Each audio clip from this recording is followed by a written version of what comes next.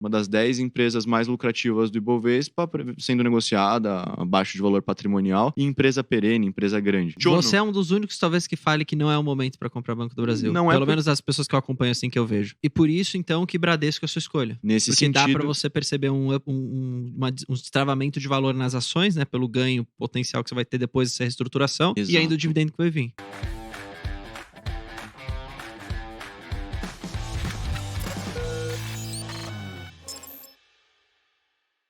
O que você tá achando desse momento que a gente tá vivendo agora, assim, para Brasil e Bolsa? É oportunidade? Não é? É para ir comprando? É para ficar com medo? Como que você estaria se portando ou está se portando? E como que seus clientes, às vezes, se puder trazer um pouco dessa visão, estão também dando opinião sobre um momento assim? Claro, com certeza. Eu acho que o presidente atual ele começou a se tornar muito vocal a partir do final desse primeiro trimestre.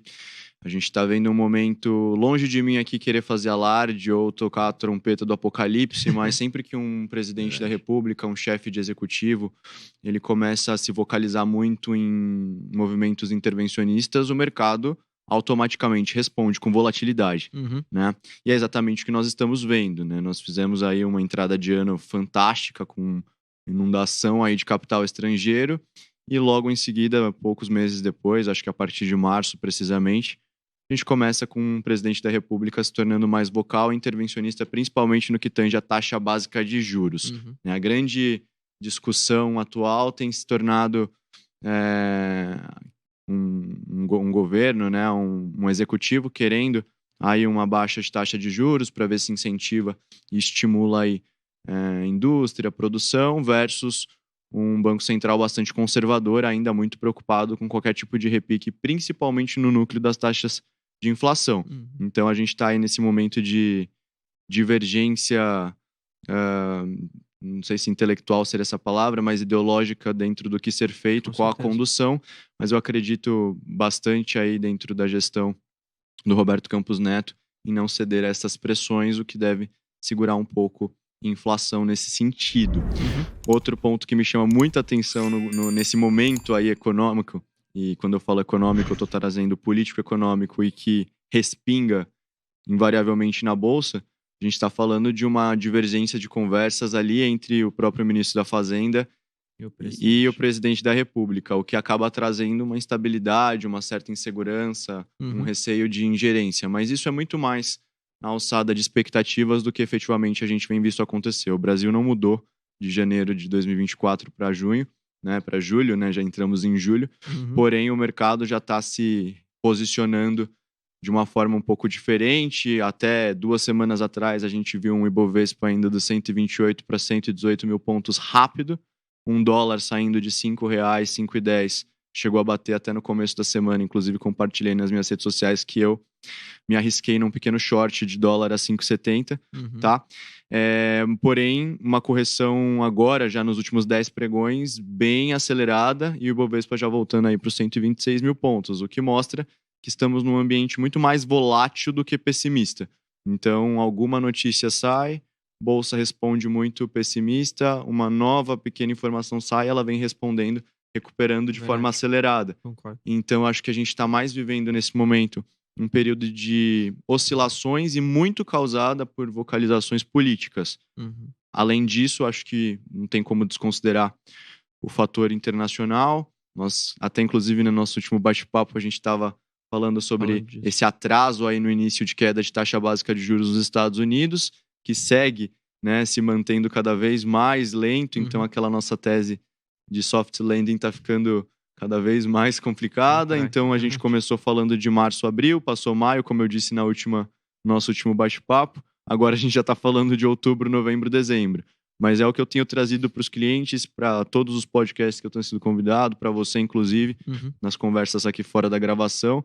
Eu acho que é muito assim, a partir do momento, inclusive nós já estamos começando a ver isso em outras esferas econômicas de relevância. Eu estou falando basicamente Christine Lagarde, zona do euro, né, que já começou a baixar a taxa de juros por lá.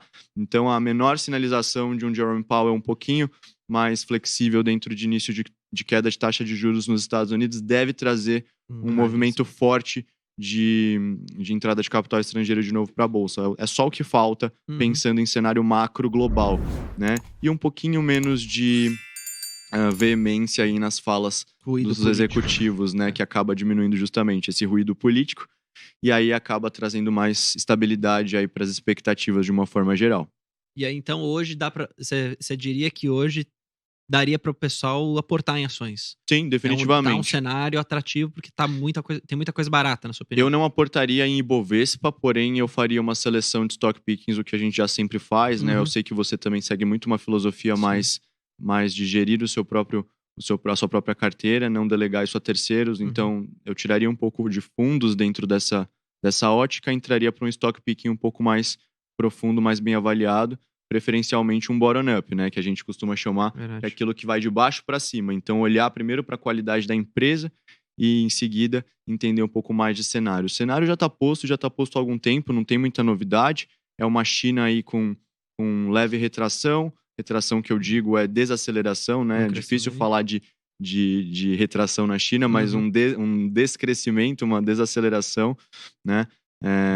Chinesa, que acaba impactando principalmente o setor de commodity metálica, o que acaba impactando diretamente o índice por conta de Vale, pesada demais no índice, Exato. né?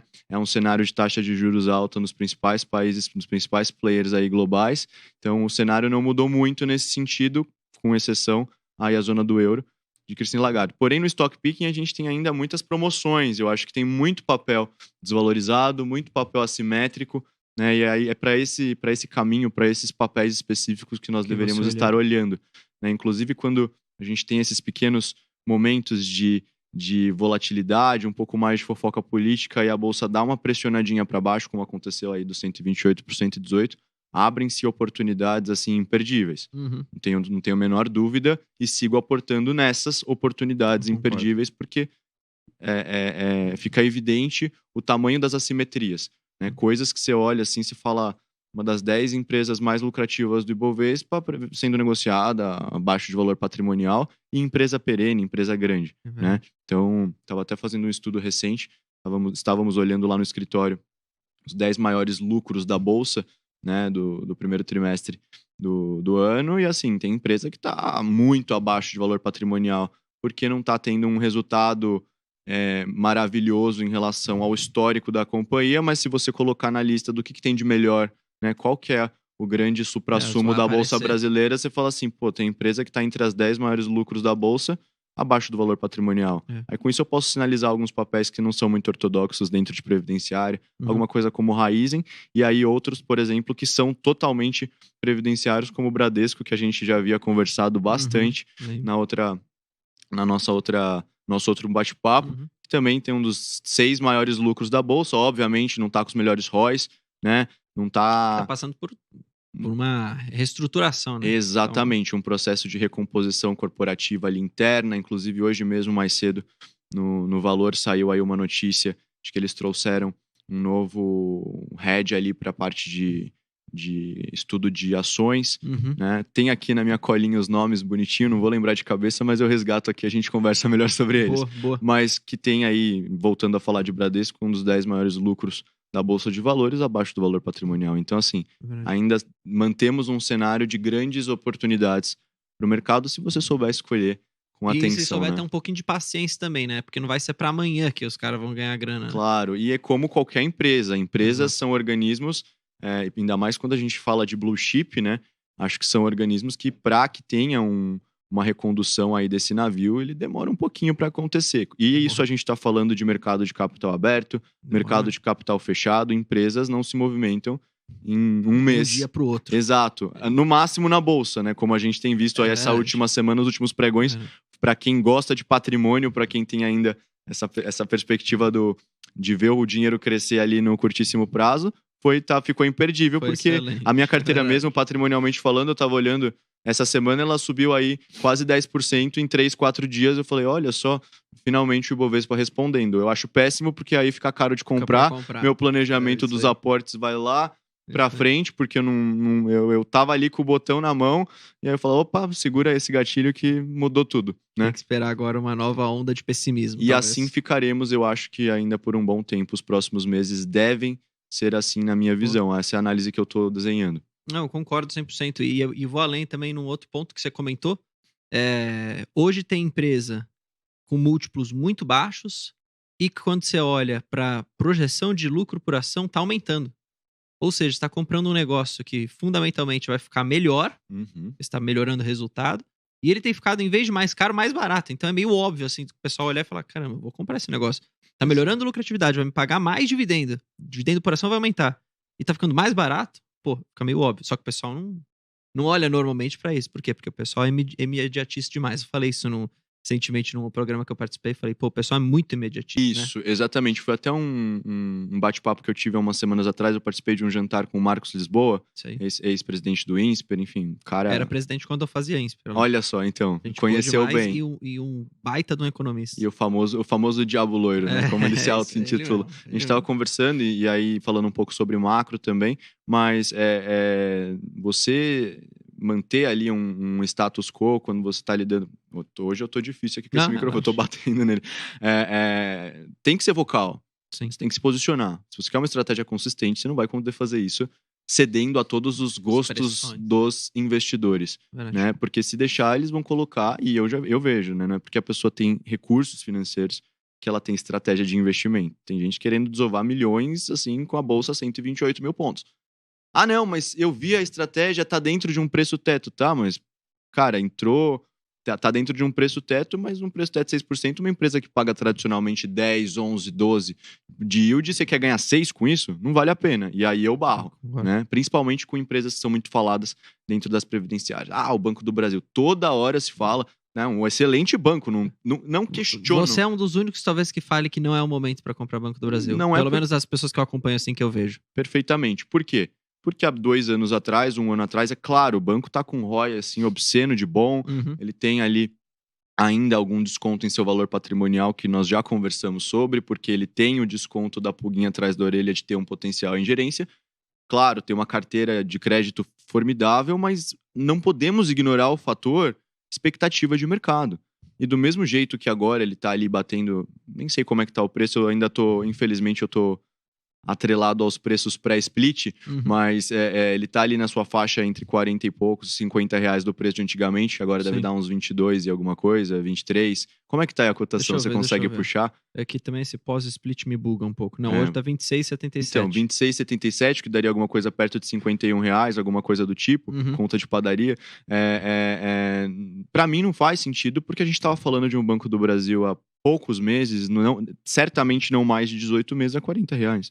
Então, assim, se eu sei que nós vivemos em um país extremamente volátil, e não é, eu sei porque eu sou o Pedro, economista, não, é só olhar o gráfico, né? E que ficou estacionário dentro dessa faixa de preços por um tempão, por que eu vou querer agora fazer o aporte que o bonde já saiu, né, da estação? Eu prefiro esperar ele voltar, e sempre volta, a gente sabe, como bom investidor de longo prazo, o mercado, principalmente o mercado brasileiro, ele sempre dá aquela margenzinha de oportunidade, aquele cisnezinho negro que aparece de repente. Para quem não tem muito esse conceito claro do cisne negro, é um fator ali exógeno que acaba mudando a composição da estrutura da bolsa radicalmente, e aí tudo cai. Exemplos recentes, pandemia. Exemplos mais antigos, entrada do presidente, quando vira-se ali do inteirinho do Temer para o Bolsonaro, e a bolsa dá esses solavanquinhos e abrem oportunidades de preço. Então eu não tenho pressa alguma para comprar essa excelente empresa. Não é que eu não gosto do banco, eu só acho que só quer mais margem de segurança. Exato. E eu prefiro ter mais margem de segurança. Então, mas aí, por exemplo, você não comprando antes, hoje você está abrindo mão de um dividendo de mais de 10%. Pelo menos de 10% mais ou menos. Para esse ano já, um dividendo agora. Sim. Se um cliente seu chegasse e falasse assim, beleza, entendo que talvez esteja caro, quero ter mais margem de segurança. Mas vai que o cara tem uma vontade de já ter uma renda passiva boa entrando em D0, assim, no curto prazo. Tá. Para onde você iria, assim, né? Não indo para Banco do Brasil, qual outro banco? Seria Bradesco uma dessa oportunidade, ou você tem algum outro banco que você acha que também é atrativo? Essa pergunta ela é muito interessante, porque quando nós falamos do investimento em capital, em empresas de capital aberto, lá, voltando para as premissas de finanças corporativas, o que é o lucro verdadeiro? Ele é a soma da distribuição do provento com ganho de capital. A que preço e a que custo total, né? Exato. A que custo você vai querer adquirir um dividendo de 10% de yield? Ao custo potencial depois de ter uma perda no ganho de capital de 20%, 30%? Não faz o menor sentido. Entendi, você tá olhando pela ótica do retorno total. Claro, e é isso que faz sentido em termos de finanças corporativas, Exato. assim, pelo menos dentro da minha avaliação, Sim. não adianta eu garantir 10% de yield num papel que tá R$50, ou enfim, Se depois 20, ele vai devolver 25, o ganho. 26, e ele vai ficar depois travado lá, deixando o cara com uma perda no ganho de capital por bastante tempo. Olha, por exemplo, né, a Raizen, ela traz alguns retornos, geralmente, em termos de proventos, e ela é a maior usina de cana do mundo. Teve o IPO, tá R$2. Então a pessoa tá em termos de ganho de capital ali com um papel super amassado, ela pode ir tentando renovar o preço médio dela a partir dos aportes. Se ela estiver num ciclo, né, de composição patrimonial, mas se é uma pessoa, um investidor um pouquinho maior de dinheiro, e ela já fez o aporte original ali de uma vez, ou eventualmente mesmo que tenha fracionado em alguns aportes, mas durante esse ciclo ali de queda que caiu bastante, o que eu faço com isso depois? Ela vai ficar vivendo com 2, 3% de yield agora que o mercado de cana. Isso é uma informação que eu gosto de pesquisar dentro das empresas de capital aberto e fora também. Tenho alguns amigos do agro, estão ali com produto represado há 2, 3 anos, que começou a vender agora porque a cotação da cana ou do etanol está super baixa. Né? Então, por que, né, eu vou expor um cliente, ou até mesmo porque eu vou me expor a esse tipo de potencial risco de garantir um yield e perder ganho de capital? Afinal de contas, o patrimônio fica ali desvalorizado. O retorno total acaba ficando desproporcional. Desproporcional. Sim, então, faz sentido. então eu gosto sempre de olhar para essa combinação. Eu acho que essa é a combinação, na minha metodologia, pelo menos, de investidor, que faz mais sentido. Por isso, papéis mais descontados, inclusive nominalmente. E por isso, então, que Bradesco é a sua escolha. Nesse Porque sentido, dá para você perceber um destravamento de valor nas ações, né? Pelo ganho potencial que você vai ter depois dessa reestruturação. Exato. E ainda o dividendo que vai vir. Exatamente. Entendi. Porque, olha, e pensando friamente, né? A gente tem... O Bradesco, ele tem sido avaliado como grande patinho feio. Não é por acaso, é óbvio, né? Ele passou... Tem uma analogia que eu tenho feito com o Bradesco com alguns clientes, que ele tá parecendo aquela senhorinha que tá na beira da praia, foi colocar o pezinho no mar, veio uma onda, derrubou, veio outra, e ela tá rolando ali na beira da praia. Já tem uns 3, 4 anos, porque a gente teve pandemia, Americanas, algum problema com concessões de crédito que não foram muito bem feitas, mas a provisão de devedores duvidosos está diminuindo, a inadimplência está diminuindo. Está surtindo e efeito, principalmente, né, o Bradesco está finalmente agora entrando numa fase, desde a entrada do Noronha, né, de trazer gente de fora, que é realmente o que o mercado esperava dele. Mas eu acho que o mercado ainda está sendo um pouco preconceituoso em relação ao Bradesco, né? Há poucos meses atrás, eles trouxeram o antigo head do Private Banking do Citibank para assumir o Private Global do Bradesco, que são para aquelas ultra high net worths, então contas acima de 80 milhões. Isso há 5, 10 anos atrás no Bradesco não era possível de ser acreditado, porque se a gente pensar, o Bradesco ele tem esse perfil tradicional de formar os seus funcionários, então são muitos carreiristas. Carreira. Exatamente, carreiristas, total. E aí a gente vê de um ano para o outro, quando finalmente a gente tem ali a entrada do Noronha, a entrada ali de ex-Citibanks para a parte de ultra high net no private banking. Agora a gente está ali com um chefe de ações que veio ex-UBS, ex-JP Morgan, né? Então, isso notícias de hoje, literalmente. Então, quem está assistindo aí está sabendo em primeira mão. Saiu hoje de manhã no Valor Econômico, né? Deixa eu pegar aqui minha colinha. Os nomes eu fico ruim de lembrar ali, ó. O Ben Leidner, se eu não estiver pronunciando errado, que é ex-UBS e ex-JP Morgan, que entra agora no Bradesco vindo de fora. Então, mais de uma demonstração do Bradesco mudando essa política tradicional dele de sempre manter ali pessoas do próprio banco para assumir posições de destaque, né, posições de relevância. Então, assim, não estou aqui massageando o ego do Bradesco, eu acho que ele ficou muito para trás frente aos outros bancos, principalmente em inovação. Quando a gente compara com os peers, a gente pensa ali, o principal peer do Bradesco em termos de grandeza de banco seria o Itaú, que se revolucionou assim estrondosamente nos últimos 5, 6 anos, instala o Ion, reformula toda ali a política de atendimento para o varejo. Então, assim, ficou para trás. De fato, qualquer pessoa que disser isso tem absoluta razão. o ROI do banco está metade um do outro, né? Então o Itaú Banco do Brasil está mais que o dobro de ROI em relação ao Bradesco, mas eu acredito, como eu já tinha dito ali há 3 meses atrás, que o Bradesco ele é um banco que fatura male 4,2 bi por trimestre de lucro líquido, é um banco que tem mais de 100 bilhões de market cap, ele não é um banco que vai quebrar. Então, assim, aí, às vezes eu vejo uma coisa... Se quebrar, vai dar um problema. É aquilo, né? Muita coisa vai ter quebrado antes dele. E não é, isso não é meu único argumento para justificar um aporte no banco. E quando você pega esse nível de preços, nessa faixa de R$12, que é onde está chegando o Bradesco agora, as preferenciais, alguma coisa perto disso, e você compara com o lucro que ele gerou em 2023, só recortando 2023 para não fazer o 12 meses. Você já tem ali pelo menos 9% de yield. Se você pegar só o recorte de 12 meses, já passou a distribuição de dividendos do Itaú. Mesmo com o Itaú tendo o dobro de ROI, tendo um lucro que é o dobro do lucro do Bradesco no trimestre, você tem mais dividendo. Então é aquilo que eu acho que eu já consegui falar sobre isso com você em outras oportunidades aqui na Genial. Uma empresa, ela não basta ser uma boa empresa quando nós estamos falando do investidor pessoa física, ela também tem que ser um bom investimento. E o bom investimento, ele depende, sim, da qualidade da empresa, mas principalmente do momento em que você está comprando, ou seja, o preço, né? Então, por melhor que seja a empresa, se ela não está comprada no melhor preço, você não vai ter um bom investimento na sua carteira. O retorno que você vai ter enquanto acionista não vai ser tão vantajoso quanto outras. Agora, se você me perguntar, você pretende manter o Bradesco na sua carteira se ele bater R$20 na ação?